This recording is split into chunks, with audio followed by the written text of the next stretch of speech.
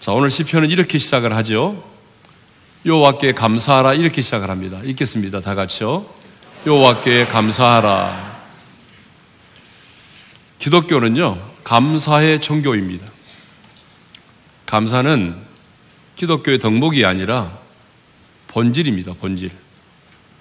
그러므로 감사를 떠나서는 기독교를 말할 수가 없습니다. 그래서 성경은 범사에 감사하라, 이것이 그리스도 예수 안에서 너희를 향하신 뭐라고 말하죠? 하나님의 뜻이니라고 말하죠. 여러분, 그렇습니다. 감사는요, 하나님의 뜻이고 우리 성도들의 신앙의 수준인 것입니다. 감사할 때에 우리 영혼이 밝아지고 우리의 삶이 행복해집니다. 그러니까 반대로 감사하지 못하고 불평하고 원망하게 되면 우리 영혼이 어두워지고 그리고 우리 삶이 불행해지는 것입니다. 그러므로 여러분, 행복해지고 싶다면 먼저 감사할 수 있기를 바랍니다. 감사할 때 행복해지는 거예요. 예? 이 시편 기자도 오늘 여호와께 감사하라고 말하죠. 자, 왜 우리는 여호와께 감사를 해야 될까요? 오늘 본문을 보게 되면 두 가지 이유 때문에 그렇습니다. 두 가지 이유. 그 첫 번째 이유는 하나님의 선하심과 인자하심이 영원하기 때문에 그렇습니다. 오늘 보면 1절을 다시 한번 읽겠습니다. 다 같이요. 여호와께 감사하라. 그는 선하심이요 그 인자하심이 영원함이로다. 시편 106편 1절의 말씀도 읽겠습니다. 다 같이요. 할렐루야. 여호와께 감사하라. 그는 선하심이요 그 인자하심이 영원함이로다. 시편 136편 1절도 읽겠습니다. 다 같이요. 여호와께 감사하라. 그는 선하심이요 그 인자하심이 영원함이로다. 이렇게 시편의 저자는 계속적으로 반복해서 여호와께 감사하라. 왜 감사하라고 말하죠? 하나님의 선하심과 인자하심이 영원하기 때문이라는 겁니다.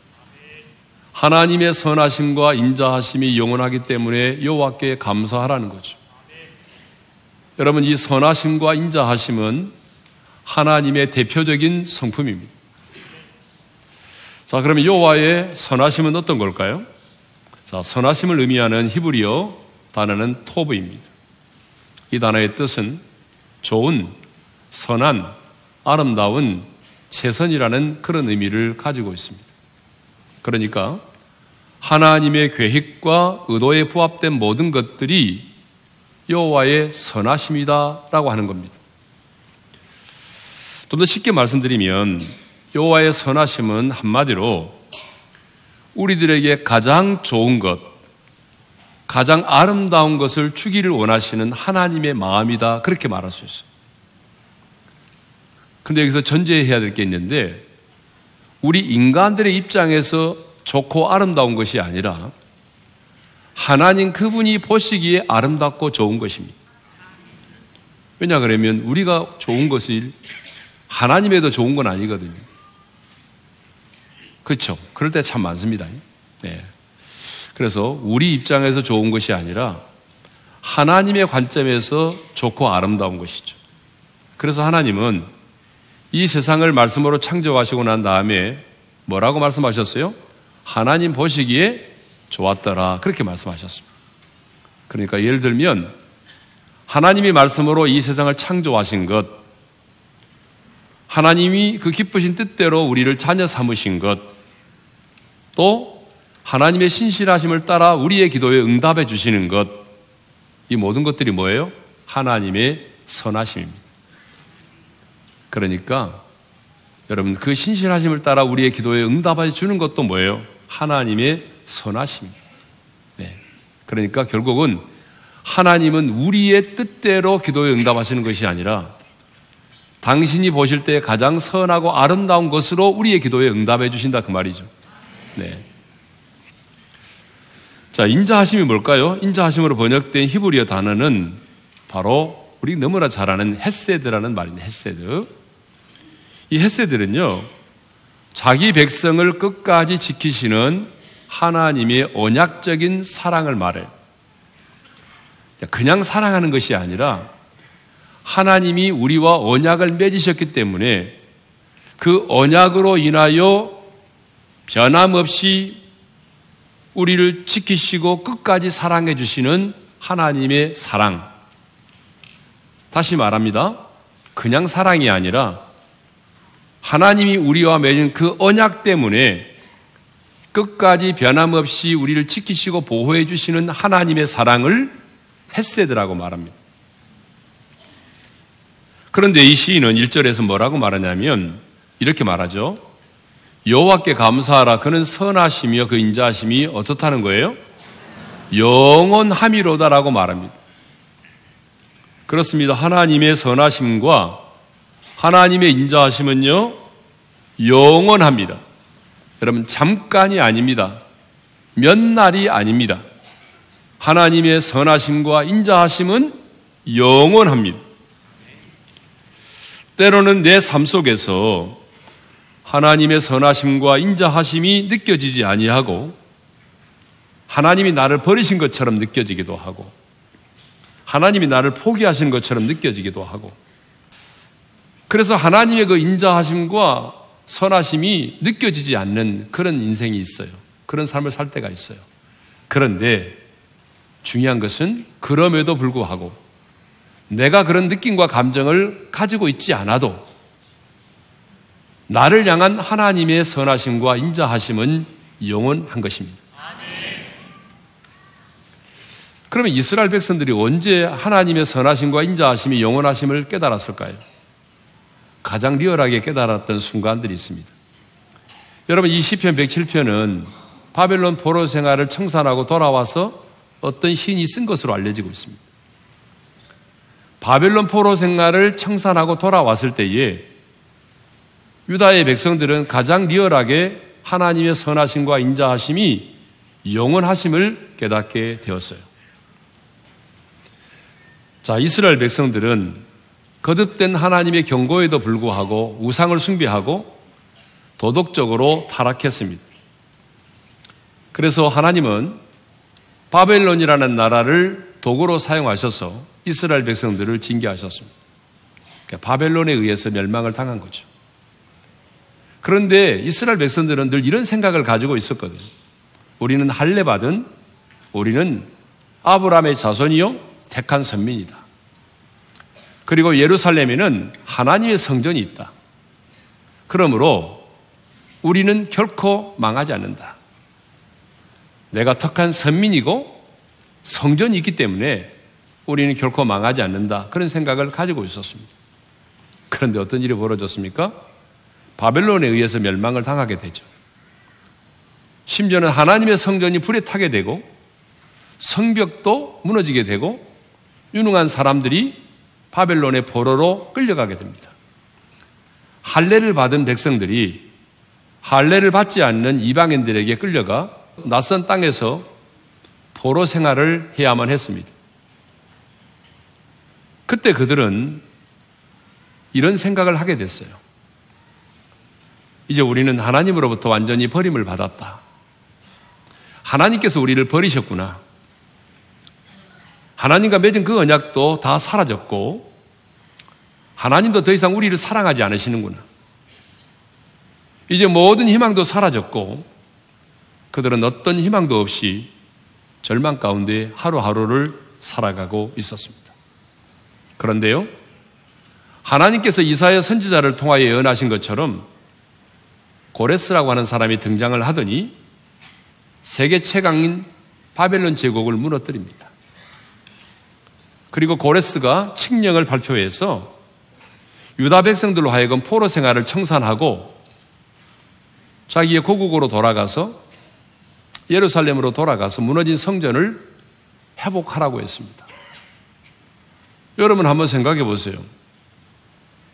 어떤 왕이 포로로 끌려온 자들을 70년 만에 자기의 고국으로 돌려보낼 때 그것도 성전까지 회복하라고 필요한 것들을 지원하겠습니까?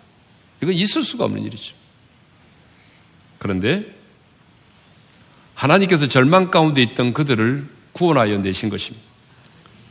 바벨론의 포로로 끌려가 어떤 희망도 가질 수 없고 하나님으로부터 완전히 버림을 받았다고 생각하고 있었는데 하나님께서 극적으로 그들을 구원하여 내신 것입니다.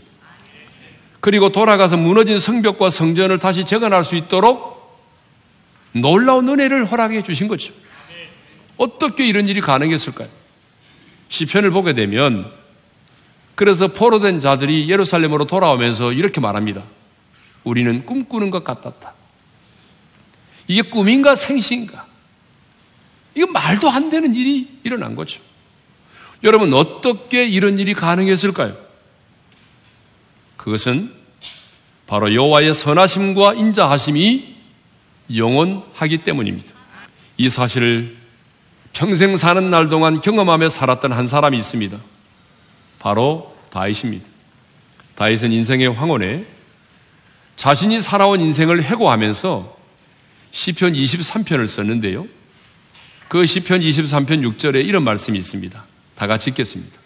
내 평생의 선하심과 인자하심이 반드시 나를 따르느니 내가 여호와의 집에 영원히 살리로다. 다윗은 참 파란만장한 삶을 살았습니다. 여러분, 다윗처럼 파란만장한 삶을 산 사람이 있을까요?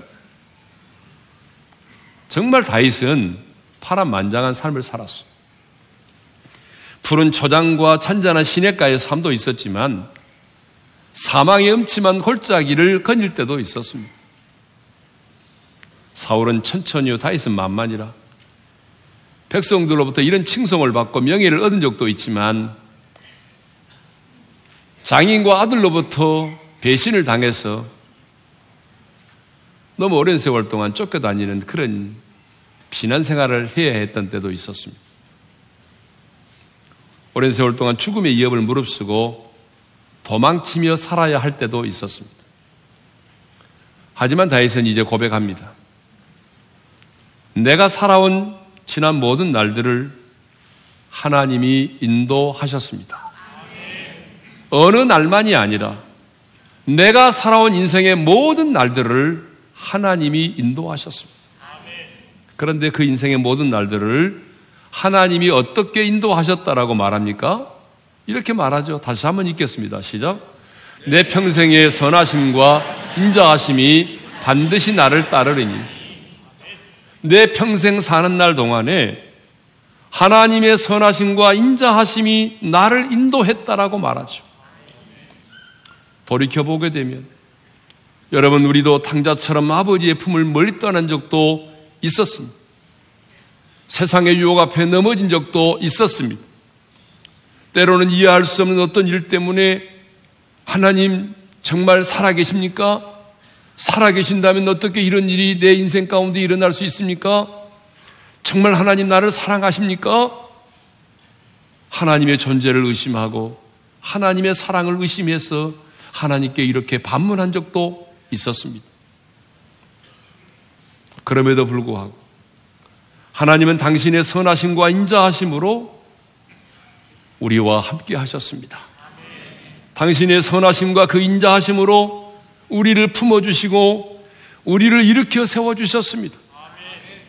그 선하심과 인자하심이 내 인생 가운데 함께 하셔서 나로 하여금 나의 연약함을 보게 하시고 회개하게 하시고 하나님을 의지하게 만들어 주셨습니다. 그러므로 우리도 오늘 여호와의 선하심과 그 인자하심을 인하여 하나님께 감사를 드려야 할 줄로 믿습니다. 저와 여러분을 향한 하나님의 선하심과 인자하심은 영원합니다. 여러분이 아무리 실패해도 아무리 넘어졌어도 여러분을 향한 하나님의 선하심과 인자하심은 영원합니다. 두 번째로 왜 우리가 여호와께 감사를 해야 되느냐? 두 번째 이유입니다. 하나님의 구원 때문입니다.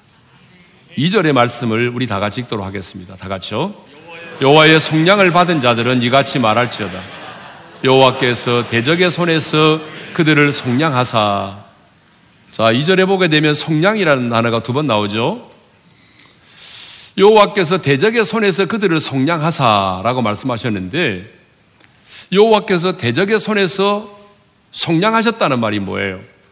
역사적으로 보게 되면 하나님께서 대적인 애굽에서 그들을 이끌어내신 것을 말하고, 바벨론 포로 생활하던 70년 동안 포로 생활하던 그들을 하나님께서 이끌어내서 자유와 해방을 주신 것을 말합니다.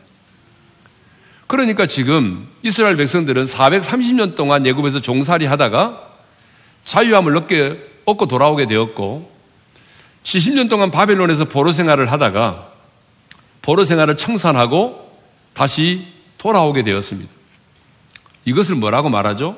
속량이라고 말합니다. 속량. 그러니까 여러분, 하나님의 구원을 이해하려면 우리가 속량이라는 단어를 이해를 해야만 가능합니다. 여러분, 속량이 뭘까요? 속량이라는 단어는 원래 노예 시장에서 노예를 매매할 때 사용된 단어입니다. 여러분, 예전에 보게 되면 노예가 있었잖아요. 그리고 노예 시장에서 노예가 돈에 의해서 매매가 되는 것입니다. 그런데요, 이 신분인 노예가 이제는 노예로서의 신분을 벗어버리고 자유함을 얻으려면 누군가가 그 값을 지불하고 노예를 사서 자유를 선언해야만 가능한 것입니다. 그러니까 노예를 자유케 하기 위해서 지불된 것이 뭐죠? 속량이라는 거죠. 하나님은 의로우신 분이십니다. 여러분, 하나님이 의로우신 분이기 때문에 하나님은요, 어떤 죄도 그냥 지나치는 법이 없습니다. 하나님은 의로우신 분이기 때문에 반드시 어떤 죄든지 간에 그 죄를 보시면 진노하시고 심판하실 수밖에 없습니다. 그런데 어떤 분들이 이렇게 말하더라고요. 하나님이 사랑의 하나님이신데 어떻게 사랑의 하나님이 당신을 믿지 않는다고 해가지고 지옥에 넣을 수가 있느냐. 하나님의 사랑을 말하면서 하나님의 심판을 부정하는 분들이 많이 있어요. 근데 여러분, 속지 마세요. 하나님은 사랑의 하나님이시기도 하지만 하나님은 공의의 하나님이십니다. 그렇기 때문에 하나님은 어떤 죄도 여러분 그냥 지나치거나 은근슬쩍 지나가지 않습니다. 반드시 하나님은 어떤 죄든지 간에 그 죄에 대해서는 진노하시고 심판하셔야만 하는 것입니다. 그러니까 우리가 하나님 앞에서 우리의 죄를 사함받으려면 어떻게 해야 되죠? 우리의 죄 역시 반드시 지은 그 죄에 대해서 하나님의 진노와 심판을 받아야만 하는 거죠. 그것이 바로 뭐죠? 죄값입니다. 그럼 우리가 받아야 될 죄값이 무엇입니까? 정리하자면 우리가 받아야 될 죄값은 수치와 형벌과 죽음이라고 말할 수 있습니다. 그런데 죄 없으신 예수님께서 2000년 전에 인간의 몸을 입고 이 땅에 오셨잖아요. 그리고 2000년 전에 시간과 공간을 초월해서 저와 여러분의 모든 죄입니다. 하나님이 보실 때 이건 죄다 라고 생각되어지는 그 모든 죄를 우리 예수님이 대신 담당하셨습니다. 뒤집어 쓰신 겁니다. 그리고 십자가에서 우리의 죄값을 치르기 위해서 온갖 수치를 받으시고 우리가 지옥에서 받아야 될 영원한 형벌과 고통을 받으시고 죄값은 사막이기 때문에 마지막에는 죽임을 당하셨습니다. 그러니까 예수님은 십자가에서 우리가 받아야 될 그 죄의 진노와 심판을 주님이 받으신 거죠. 그래서 주님은 죽기 전에 다 이루었다라고 말씀하셨어요. 여러분, 다 이루었다라고 하는 말이 헬라어로 테텔레스타이라는 말인데 이 말의 뜻은 값을 지불했다, 완불했다, 청산했다 그 말입니다.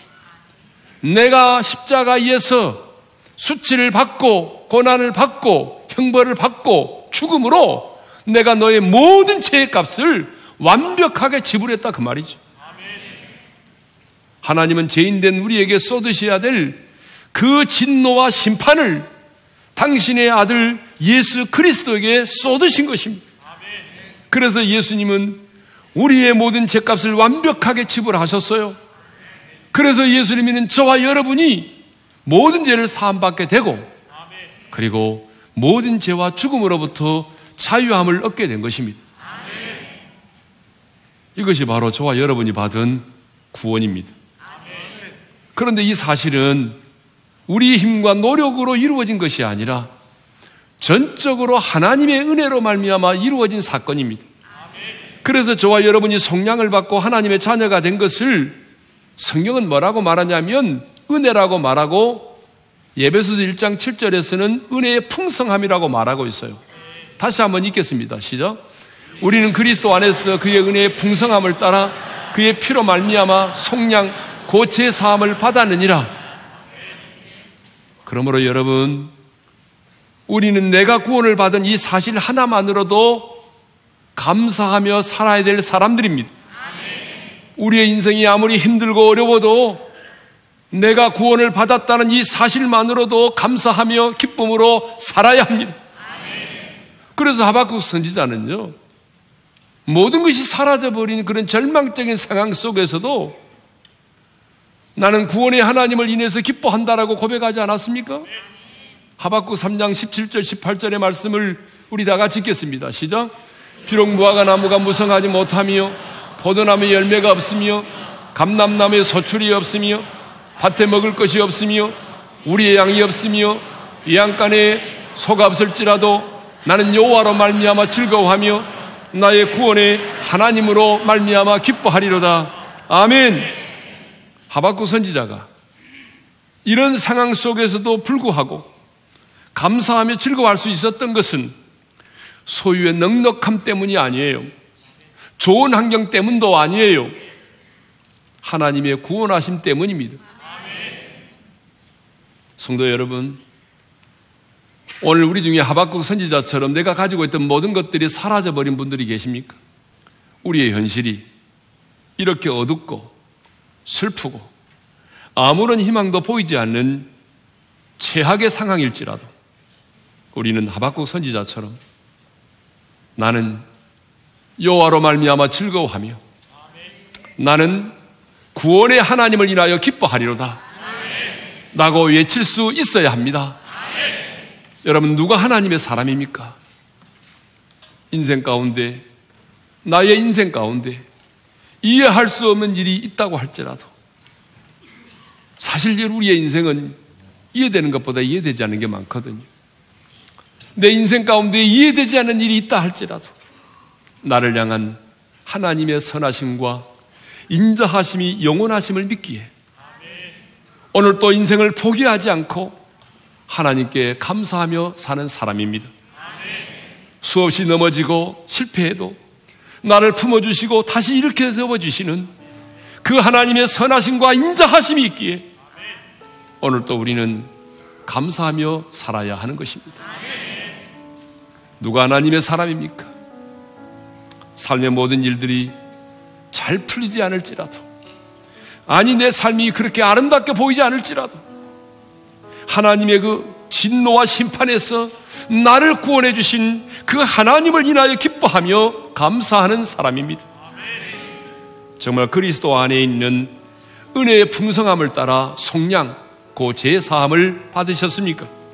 그렇다면 여러분 오늘 감사하십시오. 내일로 미루지 말고 오늘 감사하십시오. 하나님은 한 번도 소유의 넉넉함으로 행복을 말씀하지 않았습니다. 하나님이 말씀하시는 행복의 기준은 돈이 아닙니다. 하나님이 말씀하시는 행복의 기준은 좋은 환경도 아닙니다. 하나님이 말씀하시는 행복의 기준은 구원입니다. 하나님이 여러분을 향해서 너는 행복한 사람이야, 너 구원 받았니? 너 구원 받았으면 행복한 사람이야 라고 말하는데 왜 여러분은 행복하지 않다고 말합니까? 하나님 말씀하시는 행복의 기준은 바로 구원입니다. 여러분 가장 행복한 자로 살아가시기를 바랍니다.